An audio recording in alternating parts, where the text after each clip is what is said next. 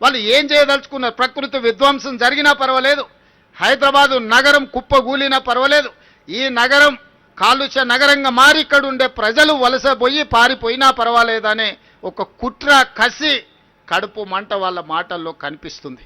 అందుకే ఈరోజు హైడ్రా అనేది కేవలం కూలగొట్టడానికి కాదు, నిర్మాణాలు చేయడానికి, ఆక్రమించుకున్న వాళ్ళని నియంత్రించడానికి ఎంత గొప్పవారైనా ఖచ్చితంగా చట్టం ముందు సమానులే అని నిరూపించడానికి ఈరోజు తీసుకొచ్చినాం.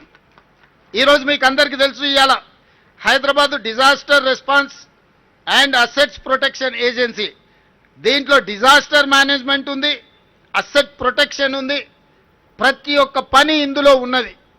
ఈ డిజాస్టర్ మేనేజ్మెంట్లో మనకు అకాల వర్షాలు వచ్చినప్పుడు వరదలు వస్తున్నాయి.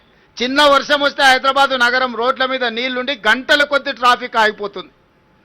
సామాన్య ప్రజలు ఎంతో ఇబ్బందికి గురవుతున్నారు. ఈ మధ్యకాలంలో వర్షాలు వరదలు వచ్చినప్పుడు ఇళ్లలకు నీళ్ళు వచ్చి 2 ఫ్లోర్లు నీళ్ళు వచ్చి జీవితకాలం కష్టపడి సంపాదించుకున్న తిను బండారాల నుంచి ఉప్పు, పప్పు, బెల్లం, చింతపండు నుంచి మొదలు పెడితే వాళ్ళు కొనుక్కున్న టీవీలు, సైకిల్ మోటార్లు, లేకపోతే పిల్లల చదువులు, పిల్లల సర్టిఫికెట్లు, కట్టు బట్టలతో సహా నీళ్ళల్లో మునిగిపోయి పేదలకు అన్యాయం జరిగింది. ఆనాడు కుటుంబానికి 10,000 ఇస్తామని అన్నారు. 10 లక్షల ఆస్తి నీళ్ళల్లో మునిగిపోయి కన్నీరు మున్నీరు అవుతున్న కుటుంబాలకు 10,000 రూపాయలు ఏ మూలకు సరిపోతాయి ఆలోచన చేయండి. ఇంతకుముందే మన వాళ్ళు చూపించారు.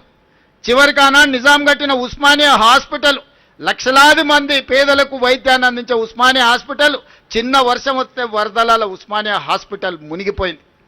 ఇవాళ కాలనీలే నీళ్ళల్లో మునిగిపోతున్నాయి. మరి వీటన్నిటి నుంచి ప్రజల్ని కాపాడాల్సిన బాధ్యత ఈ ప్రభుత్వానికి లేదా? ఈరోజు రోడ్ల మీద చిన్న గాలి వస్తే ఆ గాలికి చెట్లన్నీ ఇరిగి రోడ్ల మీద పడుతున్నాయి, కరెంటు స్తంభాలన్నీ ఇరిగిపోయి పడుతున్నాయి, కరెంటు పునరుద్ధరించలేని పరిస్థితి, కాలనీలకు రోజుల కొద్దీ కరెంటు ఇవ్వలేని పరిస్థితి. ఇదే కాదు, బలవంతులు గేటెడ్ కమ్యూనిటీ అనో లేకపోతే రాజకీయంగా పెద్దలం అనుకున్నోళ్ళు చిన్న చిన్న బస్తీల రోడ్లకు గోడలు అడ్డం కట్టి పేదవాళ్ళు మా కాలనీల వైపే రావద్దు, చూడొద్దు అన్నట్టుగా వాళ్ళు అధికారాన్ని అడ్డం పెట్టుకొని ఈరోజు పేదలకు ఇబ్బంది కలిగిస్తున్నారు. అందుకే వీటన్నిటిని పరిష్కరించడానికి ఈరోజు హైడ్రా కూలగొట్టడానికే ఉంది అని అపోహలు ఏవైతే కల్పిస్తున్నారో, హైడ్రా అనేది ఈరోజు వర్షాలు వస్తే నిమిషాల మీద రోడ్ల మీద కూలిన చెట్లను అడ్డు తొలగిస్తున్నారు.